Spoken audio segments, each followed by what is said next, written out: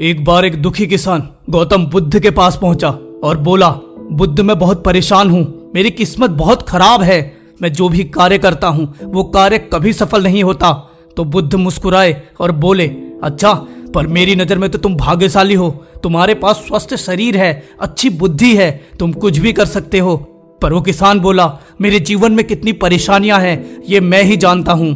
बुद्ध समझ गए कि ये ऐसे नहीं समझेगा, तो बुद्ध बोले, क्या तुम एक और बात जानते हो कि तुम्हारे खेतों में गड़ा हुआ धन है? तो ये बात सुन के उसके चेहरे पर चमक आई और बोले, क्या ये सच है? अगर ये सच है तो कृपया मुझे बताएं ताकि मैं वो धन को निकालूं और अपने जीवन को अच्छे से व्यतीत कर सकूं। तो बुद्ध ने बोला कि घर जाओ और एक टोकरी में अपने खेत की मिट्टी लेके आओ जिसे मैं देखूंगा। तो खुशी के साथ वो किसान घर गया और खेत से एक टोकरी मिट्टी लेकर वापस बुद्ध के पास आया। बुद्ध ने वो मिट्टी देखी और बोला, ये मिट्टी अभी सही नहीं है, तुम एक काम करो, अपने खेत को अच्छे से जोतो, उसके बाद फिर से एक टोकरी में वो मिट्टी लेकर मेरे पास आओ। तो किसान गया और उसने वैसा ही किया जैसा बुद्ध ने उसे कहा था। उसने पूरे खेत को जोता और एक टोकरी में फिर से मिट्टी लेकर बुद्ध के पास आया। बुद्ध ने वो मिट्टी को अच्छे से देखा और कुछ देर के बाद बोले, अभी भी ये मिट्टी उस लायक नहीं हुई है कि तुम्हें गड़ा हुआ धन मिल सके, इसलिए जाओ और एक बार और पूरा खेत जोतो। तो वो किसान बोला, महाराज मेरे पास बैल नहीं है, ये पूरा खेत मैंने अपनी मेहनत से खुद खोदा था, अगर आप दोबारा ऐसा करने को बोलेंगे तो ये मैं कैसे कर पाऊंगा। तो बुद्ध बोले, अगर तुम वो खजाना पाना चाहते हो तो ये तो तुमने करना ही होगा। तो दुखी किसान दोबारा वापस खेत में गया, पूरा खेत को दोबारा उसने जोता और फिर से टोकरी में थोड़ी मिट्टी लेकर गौतम बुद्ध के पास पहुंचा। गौतम बुद्ध ने कुछ समय लगाकर वो मिट्टी को फिर से जांचा और बोले, अभी इस प्रक्रिया में कुछ कार्य और रहता है, मैं तुम्हें कुछ बीज बताता हूँ, बाजार जाकर वो बीज लाओ और अपने खेत में लगाओ।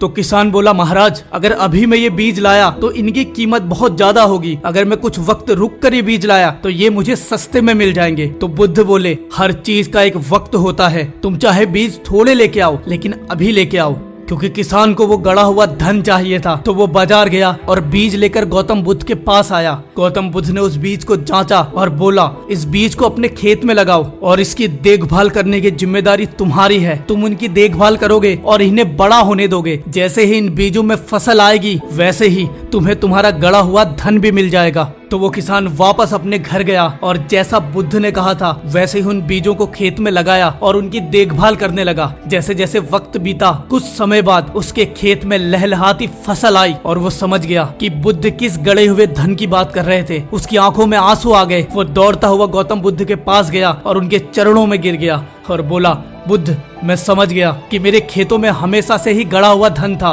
मैं ये भी समझ गया कि मेरी किस्मत खराब नहीं थी, मेरे कर्म खराब थे। तो बुद्ध मुस्कुराते हुए बोले, हाँ किस्मत कभी खराब नहीं होती, कर्म खराब होते हैं। दोस्त आज तुझे भी लग रहा होगा कि तेरी किस्मत खराब है, जहाँ भी जाता है ठोकर मिलती है, जिसे भी अपना समझता है वो धोखा देता है, जो भी काम करता है वो पूरा नहीं हो पाता। तो एक बार बैठ और चिंतन कर, क्या तू सही दिशा में है? क्या तू सही काम कर रहा है? क्या तू पर्याप्त ऊर्जा के साथ वो काम कर रहा है?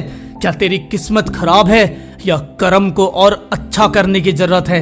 मैं उम्मीद करता हूँ इस कहानी के माध्यम से मेरी बात को तू समझ गया होगा और आज से और अभी से जी तोड़ मेहनत करेगा और एक दिन तेरे खेतों में भी ऐसे ही फसल लहराएगी, मतलब तेरी किस्मत चमक जाएगी, तेरी किस्मत चमक जाएगी। और हाँ, मैं जीत के शिखर पर तेरा इंतजार करूंगा। बोल, तू आएगा ना?